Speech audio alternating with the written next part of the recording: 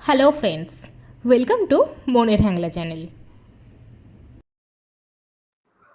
গরমকাল তো পড়েই গেল, তাই আপনাদের সকলের জন্যে একটা ঠান্ডা ঠান্ডা রেসিপি নিয়ে চলে এলাম। সাবুদানা দিয়ে এই ফ্রুট ডেজার্ট খেতেও যেরম সুস্বাদু, বানানোও কিন্তু খুব সহজ। তো চলুন দেখে নিই এই ডেজার্ট বানাতে আমাদের কি কি লাগছে। সাবু, চিনি, যারা চিনি খান না তারা চিনির জায়গায় আপনারা সুগার ফ্রিও ব্যবহার করতে পারেন। আর আমি এখানে দু রকম দুধই নিয়েছি, গুঁড়ো দুধ আছে আর লিকুইড দুধও নিয়েছি। ফলের চয়েসটা কিন্তু আপনারা নিজেরাই করবেন। আমার বাড়িতে আঙুর, আপেল, কলা, বেদানা এগুলো সবসময় থেকেই থাকে। আমি এগুলোই ব্যবহার করেছি, আর কিছু ড্রাই ফ্রুটস নিয়ে নিয়েছি তার সাথে। আপনারা চাইলে আরও অন্যান্য ফল নিজেদের পছন্দ মতো নিতেই পারেন। প্রথমেই কড়ায় জল দিয়ে ভালো করে জলটা ফুটে আসলে সাবুটা দিয়ে ভালো করে ফোটাবো, যতক্ষণ না সাবুর কালারটা কাঁচের মতন হয়ে আসে।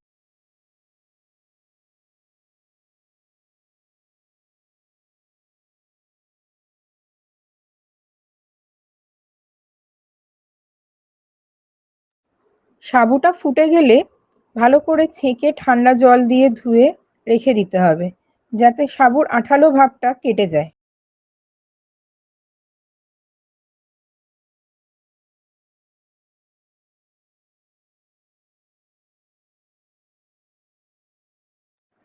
এবারে কড়াইতে দুধটা দিয়ে ফুটতে দিতে হবে। তারপর আমি চিনিটা দিয়ে দেবো।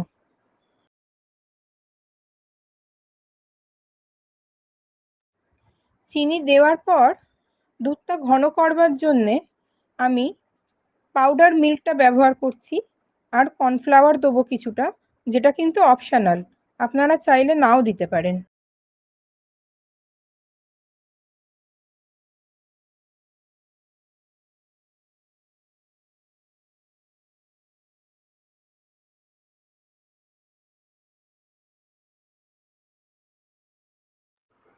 এবারে আমরা সাবুটা মিশিয়ে আরও কিছুক্ষণ ফুটতে দেবো। আপনারা চাইলে কিন্তু ভ্যানিলা এসেন্স ইউজ করতে পারেন, আমি দিইনি, কারণ এখানে ফলের যে নিজস্ব স্বাদটা থাকে আমার সেটাই খুব ভাল লাগে।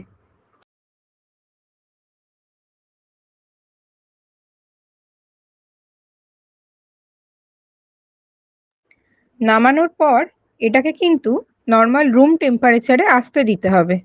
তারপর ঘন্টা দুয়েক ফ্রিজে রেখে ঠান্ডা করে আপনাদের নিজেদের পছন্দ মতন ড্রাই ফ্রুটস ও ফল দিয়ে সার্ভ করুন এই সাবুদানা ডেজার্ট।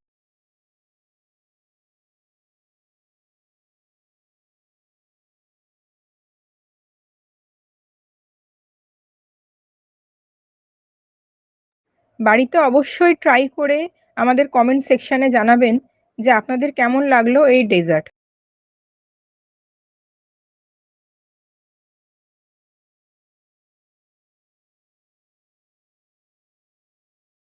ভালো লাগলে অবশ্যই লাইক, শেয়ার অ্যান্ড সাবস্ক্রাইব করবেন।